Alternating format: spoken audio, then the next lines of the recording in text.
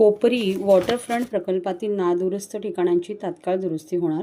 कोपरी ठाणे पूर्व खाडीलगत विकसित करण्यात आलेल्या कोपरी वॉटरफ्रंट प्रकल्पात काही ठिकाणी तात्काळ दुरुस्तीची आवश्यकता असून ती कामे कंत्राटदार स्वखर्चाने करणार आहेत. तसेच निर्देश कंत्राटदारास दिल्याचे ठाणे स्मार्ट सिटीचे CEO संदीप माळवी यांनी स्पष्ट केले. कोपरी वॉटरफ्रंट प्रकल्पाचा लोकार्पण 16 मार्च 2023 मध्ये झाला. येथे मोठ्या प्रमाणात नागरिकांची वर्दळ असून सुविधांचा वापर नागरिकांकडून सातत्याने सुरू आहे. या ठिकाणी विविध सण महोत्सव स्थानिक रहिवाशांमार्फत मोठ्या प्रमाणात साजरे केले जातात. या प्रकल्पाअंतर्गत 250 मीटर लांबीचा जॉगिंग ट्रॅक, मुलांसाठी खेळण्याकरिता व्यवस्था, खुली व्यायामशाळा, कोळी संस्कृती दर्शवणारी शिल्पे, प्रसाधनगृह, MP थिएटर, सभामंडप, विसर्जन घाट, चौक, रस्ता व पदपथ, जेट्टीकडे रस्ता, उद्यान कामे, वृक्ष लागवड, सुरक्षा रक्षक कक्ष, CCTV नेटवर्क व विद्युत कामे करण्यात आली. येथील MP थिएटरमध्ये स्टेजला तडे गेले असून आसनांची मोडतोड व तोफांचा चौथरा उखडला असल्याबाबत तक्रारी आल्या आहेत. त्यानुसार स्मार्ट सिटीच्या अधिकाऱ्यांनी या प्रकल्पाची प्रत्यक्ष पाहणी केली. MP थिएटरच्या मागील बाजूच्या भिंतीच्या गिलाव्याला भेगा पडल्याचे निदर्शनास आले. तसेच तोफांकरिता एकूण 6 दगडी चौथरे बांधण्यात आले असून त्यापैकी एका चौथऱ्याचे काही दगड निखळले आहेत. त्याचबरोबर गच्ची, बोतोल, काही लाकडी सामान मोडकळीस आले आहेत. या सर्व गोष्टींची तातडीने दुरुस्ती करण्याचे निर्देश संबंधित कंत्राटदारास देण्यात आले आहे. या प्रकल्पातील कामांचा दोषदायित्व कालावधी जरी संपुष्टात आला असला तरीही ही सर्व दुरुस्तीची कामे संबंधित कंत्राटदाराकडून त्यांच्याच खर्चाने करून घेण्यात येणार आहेत. सर्व नागरिकांना आवाहन करण्यात येत आहे की सध्या डासांमार्फत पसरणाऱ्या डेंग्यू या आजाराचा प्रसार रोखण्यासाठी प्रत्येकाने पुढीलप्रमाणे कार्यवाही करावी. डेंग्यू आजार एडिस इजिप्ती हा डास चावल्याने होतो. या डासांची पैदास साचलेल्या किंवा साचवलेल्या स्वच्छ पाण्यामध्ये होते.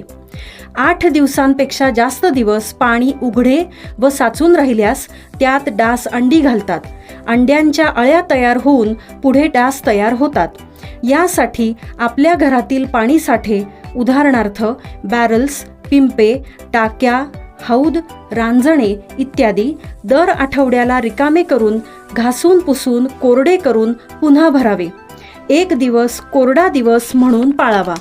पाणी साठ्यांना घट्ट झाकणे बसवावीत किंवा जुनी साडी, चादर, धोतर यांनी बांधून झाकून ठेवावीत, म्हणजे डास त्यात जाऊन अंडी घालणार नाहीत. घराच्या गच्चीवर, आजूबाजूला, अंगणात कोठेही पाणी साचू देऊ नये. भंगार सामान उघड्यावर टाकू नये. उदाहरणार्थ टायर्स, प्लास्टिक सामान, कुंड्या, टाकाऊ वस्तू इत्यादी. अशा सामानात पावसाचे पाणी साठून त्यात डेंग्यूच्या डासांची पैदास होते. घरातील कूलर्स, फ्रीजच्या पाठीमागील ट्रे हे देखील वेळोवेळी कोरडे करावेत. लक्षात ठेवा, नुसत्या फवारणीने डास घनता कमी होत नाही, तर त्यासाठी डास पैदास ठिकाणे नष्ट करणे ही आपल्या सर्वांची जबाबदारी आहे.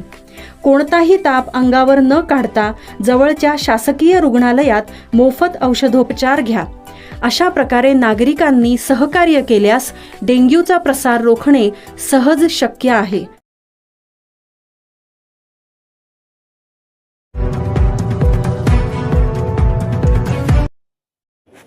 स्वच्छ हवेसाठी सर्व यंत्रणांना हवा, नागरिकांचा सक्रिय सहभाग. वायू प्रदूषण कमी होऊन हवेची गुणवत्ता सुधारावी यासाठी महापालिकेसह विविध यंत्रणा प्रयत्नशील असतात. नागरिकांनीही त्या प्रयत्नांमध्ये सक्रिय सहभाग घ्यावा, म्हणजे सगळ्यांच्या योगदानातून हवा स्वच्छ राखणे शक्य होईल, असे प्रतिपादन ठाणे महापालिकेच्या प्रदूषण नियंत्रण विभागाने आयोजित केलेल्या कार्यशाळेत अतिरिक्त आयुक्त संदीप माळवी यांनी केले. घरच्या घरी कचऱ्याचे नियोजन करणे, सार्वजनिक वाहनांचा वापर करणे, झाडे लावणे व त्यांची काळजी घेणे अशा गोष्टींमधून सर्वसामान्य नागरिक आपापल्या परीने हवेची गुणवत्ता सुधारण्याचा प्रयत्न करू शकतात. कोणतेही अभियान जेव्हा नागरिकांमार्फत पुढे नेले जाते तेव्हाच त्याला यश मिळते, असे अतिरिक्त आयुक्त माळवी यांनी स्पष्ट केले. तसेच ठाणे महानगरपालिकेतर्फे महाविद्यालय, शाळा यांच्यामधील माझी वसुंधरा अंतर्गत इत्यादी प्रतिज्ञा आणि त्यांची पूर्तता या स्पर्धेचे आयोजन करण्यात येणार असल्याची घोषणा त्यांनी यावेळी केली. जास्तीत जास्त प्रतिज्ञांची नोंदणी करणाऱ्या महाविद्यालयांना सन्मानित करण्यात येणार आहे. याची सविस्तर माहिती लवकरच माहिती पर्यावरण विभागातर्फे देण्यात येईल, असेही ते म्हणाले. नागरी विभागातील हवा प्रदूषण नियंत्रणासाठी रस्त्यांची स्थिती, वाहतूक व्यवस्थापन, बांधकामाचे नियोजन आदी उपाययोजना आवश्यक असल्याचे प्रदूषण नियंत्रण मंडळाच्या ठाणे विभागाचे उपप्रादेशिक अधिकारी संजीव रेडासनी यांनी सांगितले. महावितरण कंपनीतील कार्यकारी अभियंता अविनाश रणदिवे आणि सहाय्यक अभियंता किशोर सावरकर यांनी सौर ऊर्जेचा वापर वाढवण्याची आवश्यकता सांगितली. ठाण्यात 1000 सोसायट्यांनी प्रधानमंत्री सूर्यघर योजनेत सौर पॅनल बसवल्याचेही त्यांनी सांगितले.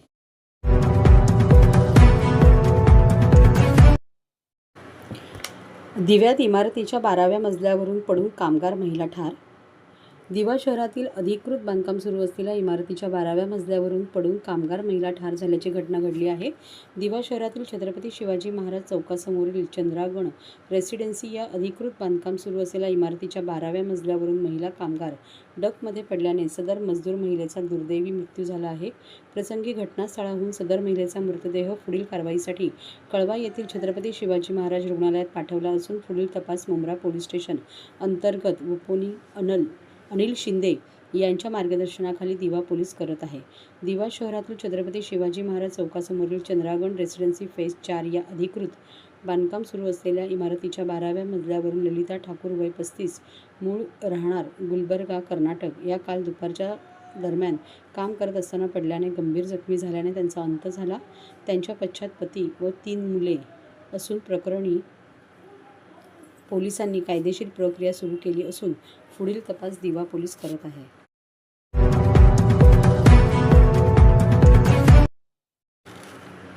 मुंब्र्यातील क्रीडा महोत्सवात 3000 स्पर्धकांचा सहभाग. राष्ट्रवादी काँग्रेस शरदचंद्र पवार पक्षाचे राष्ट्रीय सरचिटणीस डॉ. जितेंद्र आव्हाड यांच्या सूचनेनुसार तसेच माननीय विरोधी पक्षनेते शानू पठाण यांच्या मार्गदर्शनाखाली राष्ट्रवादी विद्यार्थी काँग्रेस शरदचंद्र पवार पक्षाच्या राष्ट्रीय कार्याध्यक्षा मर्जिया पठाण यांनी भव्य क्रीडा महोत्सवाचे आयोजन केले आहे. शनिवार आणि रविवार असे 2 दिवस चालणाऱ्या या क्रीडा महोत्सवात सुमारे 3000 स्पर्धकांनी सहभाग घेतला आहे. मुंब्रा परिसरातील मुलांना क्रीडा गुणांची आवड जोपासता यावी या उद्देशाने मर्जिया पठाण यांनी या क्रीडा स्पर्धेचे आयोजन केले आहे. शनिवारी सकाळी घासपाला कंपाऊंड मैदानात या क्रीडा महोत्सवाचे शानदार उद्घाटन करण्यात आले. धावण्याची शर्यत, गोळी शर्यत, आर्म रेसलिंग, कबड्डी, खो खो, लंगडी अशा विविध क्रीडा प्रकारांचा यामध्ये समावेश करण्यात आला आहे. या स्पर्धेत सुमारे 3000 क्रीडापटूंनी सहभाग घेतला आहे. विशेष म्हणजे प्रकाशझोतात असलेल्या झालेल्या कबड्डी आणि खो खो स्पर्धेच्या वेळी प्रेक्षकांची प्रचंड गर्दी उसळली होती. दरम्यान मुंब्रा, कौसा आणि परिसरातील लहान मुले आणि तरुणींमध्ये क्रीडा गुण आहेत, मात्र संधीअभावी या गुणांचे चीज होत नाही. तसेच मैदानी खेळ खेळण्यासाठी प्रोत्साहनही मिळत नसल्याने मुलांचे आयुष्य मोबाईल फोनमध्ये बंदिस्त होत आहे. त्यातून मुलांना बाहेर काढण्यासाठी आपण हा क्रीडा महोत्सव आयोजित केला आहे. 2 दिवस चालणाऱ्या या महोत्सवात विविध भागातील आणि विविध वयोगटातील मुलांना आपले क्रीडा गुण दाखवण्याची संधी मिळत आहे, असे मर्जिया शानू पठाण यांनी सांगितले.